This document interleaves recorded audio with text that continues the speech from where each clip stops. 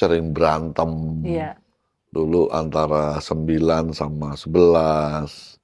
Tapi kalau diinget emang SMA tuh paling paling enak paling ya. enak. Paling punya Semua memori. enak semua. Cuma nongkrong aja dulu, cuman ngobrol apa, kalau dipikir-pikir tuh enak-enak semua gitu. Iya. Sekarang BNI punya kantor di Amerika, di New York, di London, di mana. Semua berjalan baik, positif Iya, semua. iya. Kita punya di Korea, punya di Jepang, Hong Kong, Singapura, London, Amsterdam. Saya baru buka di Sydney, Hmm. di New York ada. Semua jalan baik. Wonder itu bikinan internal, bikin Hmm. dalam. Oh Ya gitu. lu di tempat saya yang lama itu bikin bisa 2 tahun lebih. Kalau Wonder yang kemarin kita bikin hanya 9 bulan. Hmm.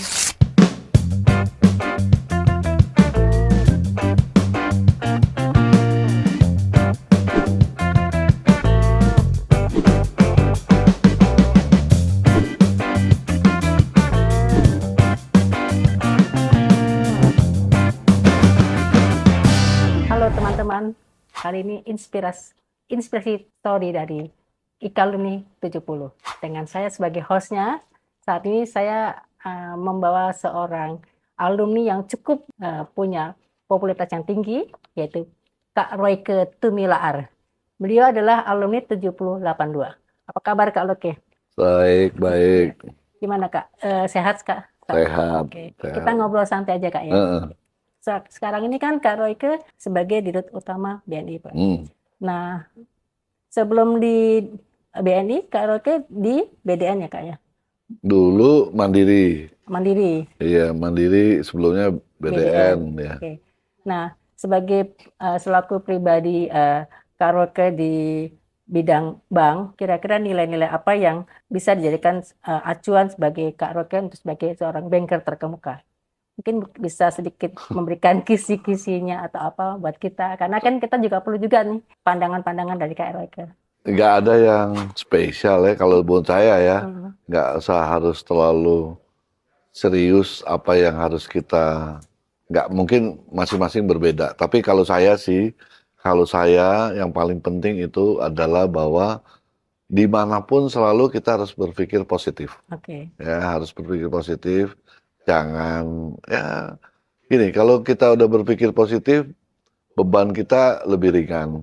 Nggak ada beban, semua dengan kacamata positif, sehingga mengurangi beban dan keluhan. Iya. Gitu, saya selalu begitu.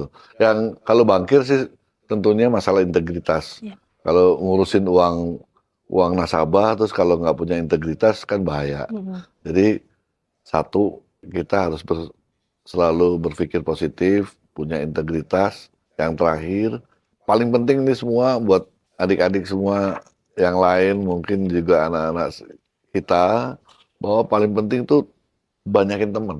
Iya. Networking tuh paling penting. Jadi Silaturahmi ya. ya silaturahmi itu penting. Sesibuk-sibuknya ya usahain lah seminggu sekali ada ketemu orang, ketemu siapa, itu penting. Iya. Itu semua saya selalu ingetin. Tapi apalagi anak-anak SMA kan dibangunnya dari SMA gitu, dari SMA, Iya, iya. kuliah, ya harus temennya dibanyakin. Iya. Itu yang minimal yang doain Iya, banyak iya. gitu kan, supaya kita tetap sehat dan bisa berkarir. Iya. Artinya Kak Royke masih sering bertemu dengan teman-teman seangkatan ya Kak Royke. Masih? Terakhir ketemu kapan Kak? Oh, aduh, ya saya kalau sudut kapannya ya mungkin seenggak-enggaknya kita ada Iya, chatting, ada iya. ini kan Ada media grupnya juga Kak sosial ya? ya kan, ada Oke. grup, bisa dilihat masih pada sehat-sehat gitu kan. Alhamdulillah Terus ya. ada teman-teman, ya kita temen kan ada yang temen ya tadi olahraga, temen ngumpul, duduk-duduk, Iya. ngopi-ngopi, ya kita Iya. diusahain waktunya untuk lakukan itu. Nah, di tengah kesibukan Kak Royke sebagai seorang pengusaha yang baik, Bukan bagus pengusaha, gitu bangkir. ya, bangkir, oke, bangkir yang bagus. Nah, itu kan artinya juga ya, top priority ya. Bagaimana pembagian tugas Kak Royke dengan terhadap keluarga sebagai ayah, sebagai orang tua, sebagai suami itu kan waktunya sibuk banget. Kita aja kalau mau ketemu Kak Royke agak susah juga ya gitu kan. Jadi itu gimana cara membagi waktunya Kak? yang penting itu soal bagi waktunya harus bisa diusahain. Yang penting kan ada komunikasi ya, Iya. yang dengan siapapun ya di rumah disempetin minimal kalau pagi breakfast bisa ada temu, ada ngomong-omongan, sebelum tidur bisa ngobrol, sempetin sama anak, sama istri, sama lingkungan. Sekecil apapun obrolan itu penting. Iya. Jadi nggak usah obrolan yang ruwet-ruwet apa, ngomongannya simpel-simpel. Jadi saya sempetin untuk ngobrol sama mereka minimal tahu keadaannya, situasinya itu juga. Dan ya sediain waktu lah, harus dibagi waktu, kadang-kadang harus liburan bareng gitu, bisa sama-sama, itu juga penting. Iya. Jadi saya usahain bagi waktu dan saya selalu usahain kalau bisa pulang ke rumah ya udah beban jangan dibawa ke rumah. Iya. Ya kan, udah sampai kantor selesai pulang ke rumah ya kita mulai. Kalau memang ada yang urgent ya baru kita buka kerjaan. Tapi kalau enggak ya saya jarang sekali bawa tugas ke rumah untuk bawa sesuatu ke rumah. Artinya quality time ya. Ya harusnya gitu. Di rumah ya kerjain yang di rumah. Kalau ada yang urgent ya nggak apa-apa. Kan itu seminggu kali berapa kali. Tapi selebihnya saya kalau bisa selesai di kantor. Nah, waktu selama kan kita kan memang sesama alumni 70. Hmm. Bapak, Kak Leke kan dari SMA 11 ya, kan. Kemudian tahun 82 berubah menjadi 70 70. kan. Nah, pada saat itu pasti ada dong kenangan-kenangan seperti dengan teman-teman. Nah, kira-kira kenangan apa yang paling membekas di Kak Royke? Apakah ketemu dengan guru yang seperti apa atau gimana? Ada nggak kenangan? Makanya saya selalu bilang ya, saya selalu ingat yang bagus-bagus aja. Yang enak-enak aja, nggak usah dipikirin yang masalah enak. Kalau kenangan banyak banget, ya kan. Apalagi zaman saya kan zamannya sering berantem. Iya. Dulu antara 9 sama 11. Tapi kalau diinget, emang SMA tuh paling enak ya. enak. Paling Semua punya enak memori. semua. Cuma nongkrong aja dulu, cuma ngobrol apa, kalau dipikir-pikir tuh enak-enak semua gitu. Iya. Semua, ya artinya saya ngerasa SMA tuh paling nikmat lah harusnya ya. Paling top ya. Paling top lah gitu. Jadi Terutama kalau kelas 2 ya Kak. Kelas 2 itu paling enak banget. ya dari kelas 1, kelas Iya. 2, kelas 3 kita nikmatin lah. Iya. Nah, kalau misalnya kita berandai-andai nih, kita kan masih ini. Pada saat kita masih di sekolah itu kan kita pasti pengen punya kira-kira apa sih yang bisa kita lakukan untuk sekolah ini.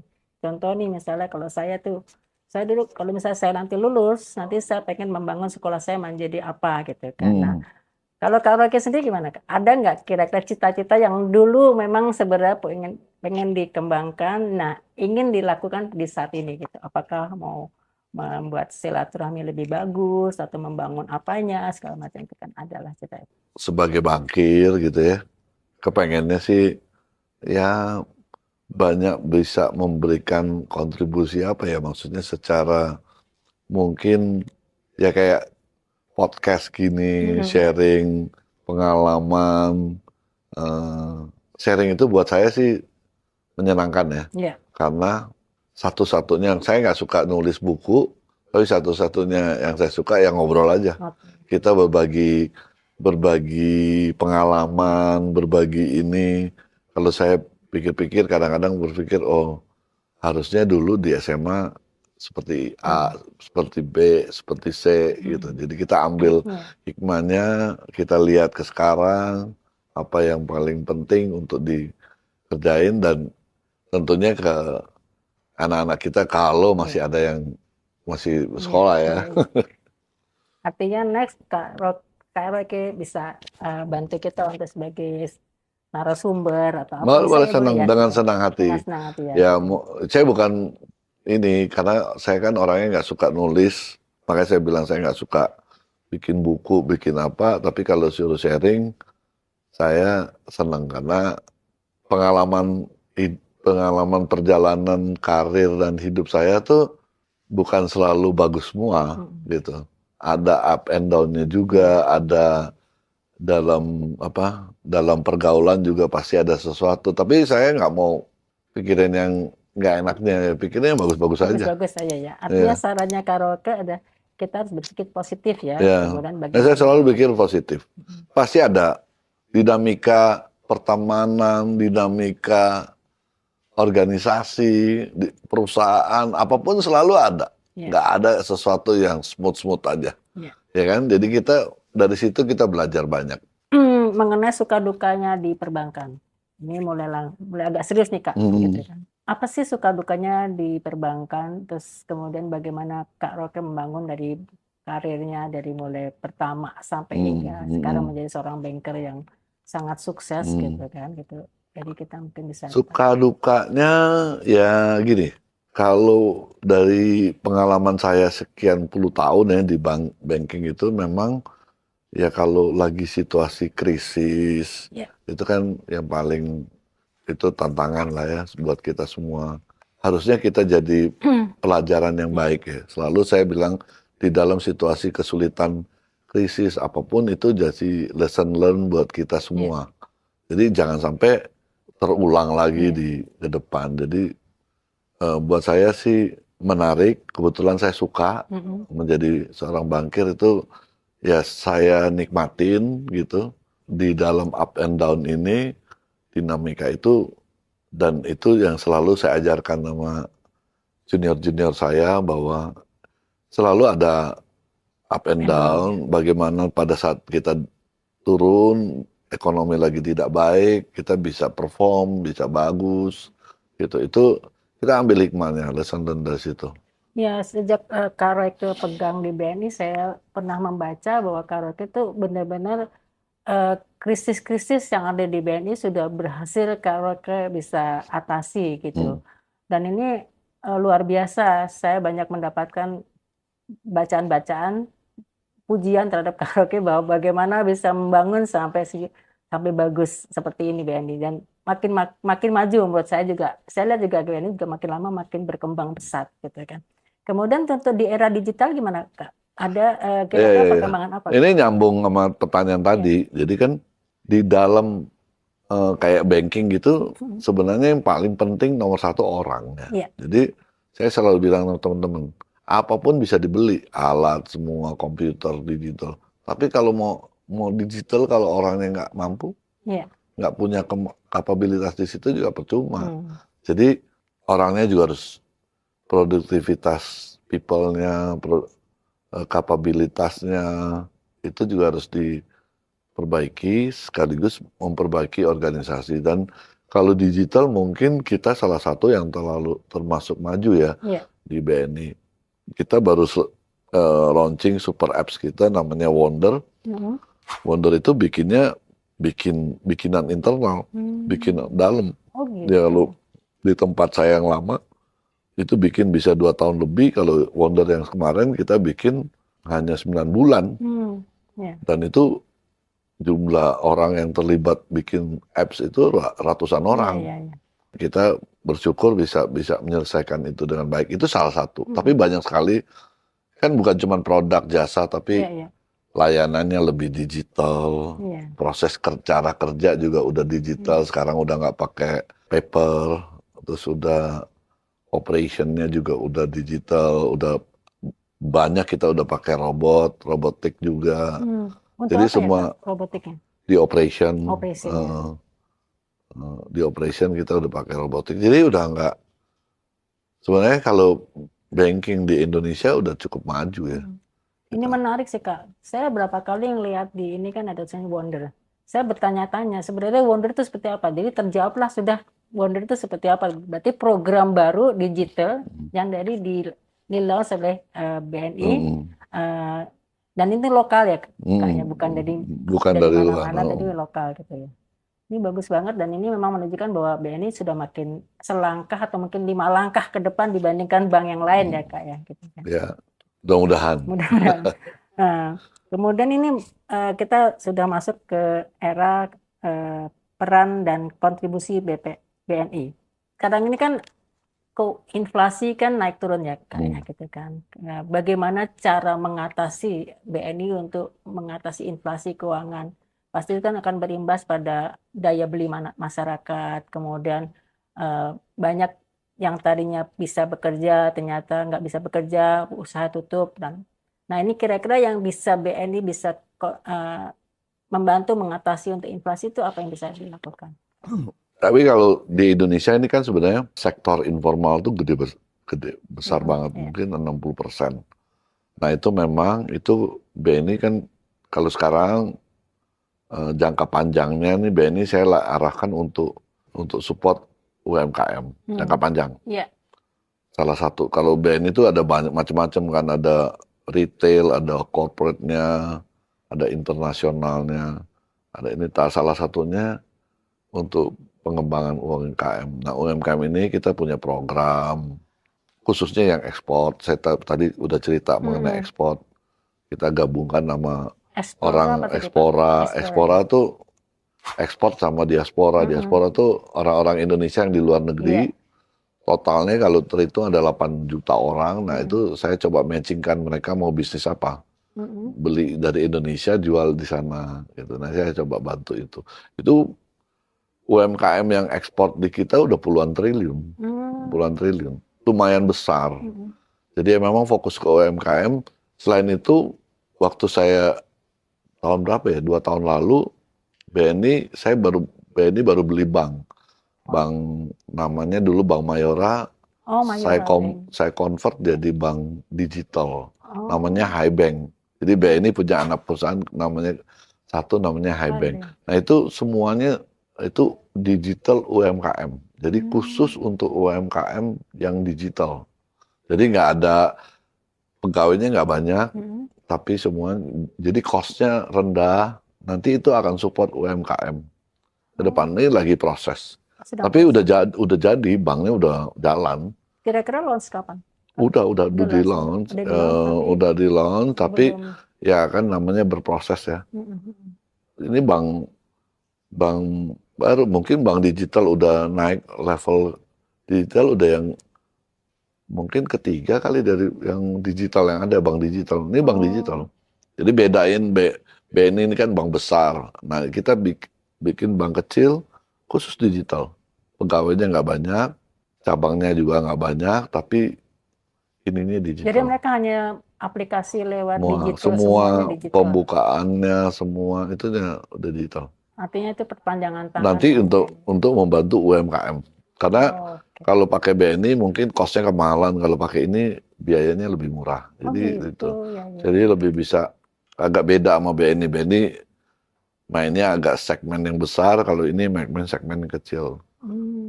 Tapi mudah-mudahan itu salah satu ide saya coba untuk bangun, karena masa depan Indonesia itu sebenarnya banyak ke digital, sektor UMKM dan digital. Ya kebetulan juga kita Ikalumi juga ada acara UKM Fiesta yang tadi saya sempat bicara dengan Kak Royke ya gitu kan. Ya. Kedepannya kita juga berharap Kak Royke juga bisa bantu kita untuk acara itu gitu kan. Karena kan ini memang mencakup seluruh SMA DKI gitu.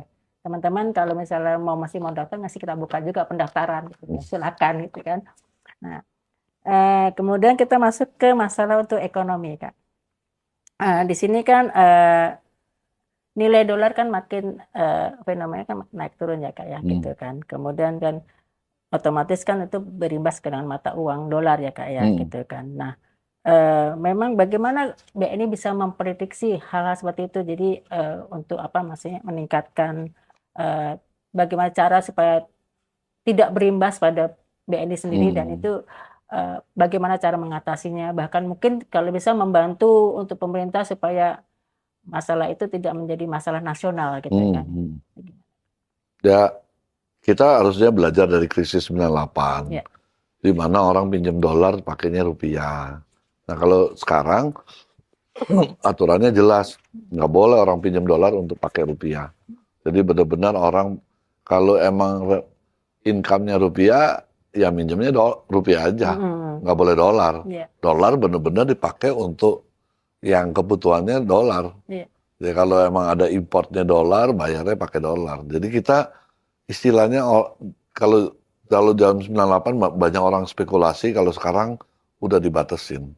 Jadi relatif kalau dilihat sebenarnya ya sekarang hampir semua perusahaan juga udah disiplin, bank-banknya juga disiplin. Jadi walaupun fluktuasi dolar itu saya yakin nggak terlalu berimbas banyak kepada, cuman memang untuk para importir berpengaruh, tapi buat bank relatif enggak gitu, karena kita motifnya kan bukan untuk spekulasi tahan dolar untuk nungguin harga naik baru dijual, enggak. Motifnya kita memang untuk dukung bisnis. Dukung bisnis ya. Jadi artinya Kebutuhan dolar sesuai apa yang menjadi kebutuhannya. Jadi kita kalau orang bisnisnya rupiah ya minjemnya rupiah lah. iya, Jangan dikasih dolar. iya. Artinya apapun krisis yang terjadi di pemerintah tidak akan berimbas pada Relatif sekarang sih sebenarnya Indonesia udah relatif stabil. Makanya dolar seberapapun rupiah menurun, ya karena kita kuat di ekspor, ya dolarnya bisa kembali lagi. Jadi relatif sekarang mungkin dalam berapa tahun terakhir udah mulai stabil ya. Iya. Gitu. Tapi Indonesia bisa ya Kak untuk ini menerobos untuk persaingan perdagangan di antara ini saat ini. Bisa banyak. Bisa ya, Nasabah kan sekarang BNI punya kantor di Amerika, di New York, di London, di mana. Semua berjalan baik, positif semua. Iya, iya. Kita punya di Korea, punya di Jepang, Hong Kong, Singapura, London, Amsterdam. Saya baru buka di Sydney, di New York ada. Semua jalan baik. Jadi artinya nggak ada hambatan lah. Kita dukung lah semuanya. Iya. Tapi kalau BNI itu apa hanya sektor untuk UKM saja ataukah termasuk yang semua? Kita sih sektor semua. juga? Semua. Ya kita biayain hotel, biayain. Tapi kan ada prioritas kan, nggak semua hotel kita biayain. Siapa dulu pemain hotel apa enggak gitu. Kalau untuk pembukaan wisata, objek wisata baru atau gimana? Ya kita lihat juga. Bisa juga dilihat. Ya objek wisatanya seperti apa. Kita masuk ke di banyak tempat di apa namanya, sesudah Bali itu Mandalika segala macam. Kita ada di sana. Karena Indonesia banyak sekali kan objek wisata yang banyak kan sekarang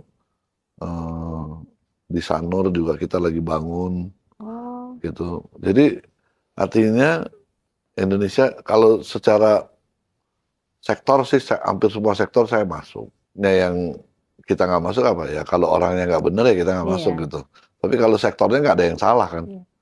Saya agak penasaran nih Kak dengan yang program BNI yang untuk ekspor tuh Explora apa sih? Itu mekanismenya gimana sih Kak? Maksudnya ada di BNI akan berusaha untuk mengajak para pelaku bisnis itu untuk bisa kita ada 6 kota kantor BNI yang mengkurasi para UMKM yang mau ekspor. Dikurasi kalau emang bagus untuk ekspor, kualitasnya oke, ininya itu kita akan bantu, kasih bantuan modal, kasih kredit tentunya ya, terus bantuan cara pembayaran, bikin secara digital supaya mereka bisa bersaing keluar. Ya kita sekarang yang ekspor UMKM lewat kita 30 triliun ada lebih. Oh iya. Ya. Termasuk jadi udah cukup besar. Besar. Termasuk pembinaannya juga. Pembinaan. Iya. Banyak. Jadi kita banyak sekali tuh, terutama yang sekarang di berbagai sektor lah, mulai dari fashion, kuliner dan segala macam. Kria segala macam. Iya. Painting segala macam bisa juga. Mungkin teman-teman di sini ada yang mau menanyakan sesuatu, boleh loh kita. Oke. Arif?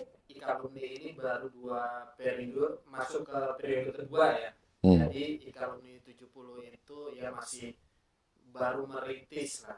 Kak Royke ada pesan ya untuk terutama para pengurus Ikalumi? Nggak ada pesan khusus, udah bagus ada Ikalumi bisa merajut silaturahmi. Itu yang paling penting itu kan. Sesama alumni tinggal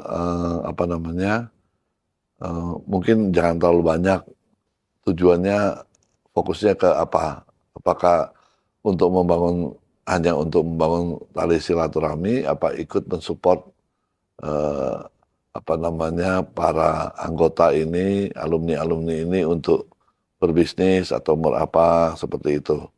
Jadi supaya itu ada nilai tambah lah buat bukan sekedar kongko-kongko, bersama ngumpul-ngumpul, tapi memberikan nilai Jangan tambah suka kepada berantem ya. dan itu tujuannya itu kan sebenarnya bisa saling bantu supaya Iya, hidupnya sehat hidup semua, sehat. mulai olahraga. Aktivitas kan nggak semua harus Iya, yang mahal, iya, ya kan?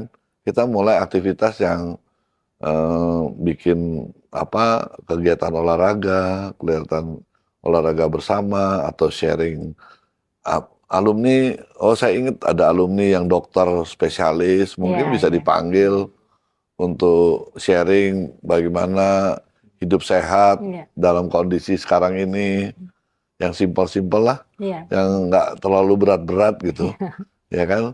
Nanti kalau memang bisa diikutin sama adik-adik kita nanti, ya, mulai digabung, bisa mau bikin satu aktivitas usaha lain, bisa aja. Tapi menurut saya mulai yang ringan lah, supaya jalin silaturahmi dulu. iya, Supaya nanti kalau udah, pasti akan keluarlah ide-ide iya, untuk mengembangkan IKA alumni ini. iya, Tapi khususnya juga kita harus bisa membantu anak-anak kita yang sekolah itu juga terarah iya, apa yang betul, menjadi, iya, ya kan? Kita kan bukan sekedar kita yang ada, harusnya iya, generasi yang akan datang itu betul, kita bantu untuk supaya mereka terarah iya. pengembangan mereka ke depan. Karena cikal bakal menjadi alumni juga ya, Kak, ya. Betul, betul. Sebenarnya sih masih banyak yang mau diobrol tapi waktu ya, gitu. Jadi nggak. Nanti lain kali kita Lain kali terusin. kita terusin. Mungkin bisa undang bukan podcast cuma hanya berdua, mungkin dengan pihak lain, Boleh, ya teman-teman lain supaya ada boleh. diskusi. Iya, Kita ambil topik aja, topik boleh. nggak usah yang berat-berat lah, mengenai ekonomi keberatan Iya, nanti, ya kan? Mungkin hidup sehat, ya iya, kan? Teman-teman yang dokter bisa kita kumpulin, iya, yang ada di rumah sakit, ya, yang kerja di rumah sakit, iya. apa? Aktivitas masa pensiun. Aktivitas masa pensiun, itu kan Banyak ya sih ya. untuk bisa dipakai kita Iya. sehari-hari kan. Di Ya. alumni sini sebenarnya sudah banyak divisi-divisi, ada divisi hobi, ada divisi lintas angkatan, kemudian ada divisi saya sendiri di humas dan kerjasama, terus kemudian ada divisi untuk sosial itu. Bagus. Itu memang saya sih berharap teman-teman di alumni itu semua masing-masing divisi punya semacam podcast tersendiri gitu kan, sehingga nanti bisa membuat teman-teman semua bisa tahu nih tentang kesehatan, pendidikan itu. Banyak sih sini. Oke. Ya mudah-mudahan dengan saran-saran dari Kak Royke Tumilaar gitu. Ingat ya bacanya jangan Tumilaar. Itu yang penting harus satu gitu kan. Kadang-kadang orang suka salah ya Kak ya gitu kan karena kan beda. Jadi berharap kita bisa bisa makin berkembang dan kita masih membutuhkan saran-saran dan dari Kak Royke karena memang Pasti. Kak Royke memang salah satu panutan dari kita, salah satu orang yang kita lihat sangat pribadi yang humble dan sukses gitu kan. Ya, mudah-mudahan teman-teman juga sepakat dengan saya, pasti sepakat dong ya pasti itu aja. Gitu. Dipaksa sepakat. Dipaksa sepakat makanya gitu, bukan makan tapi sepakat beneran gitu. Oke, terima kasih banyak Terima kasih. teman-teman. Terima kasih untuk saat ini inspirasi story dari Humas dan Kerjasama dengan saya hostnya Aning. Cukup sampai sini dulu dan terima kasih dan Kak Royke sudah mau hadir dan mau meluangkan waktunya untuk acara ini. Terima kasih banyak. Terima kasih Kak. Ya, thank you.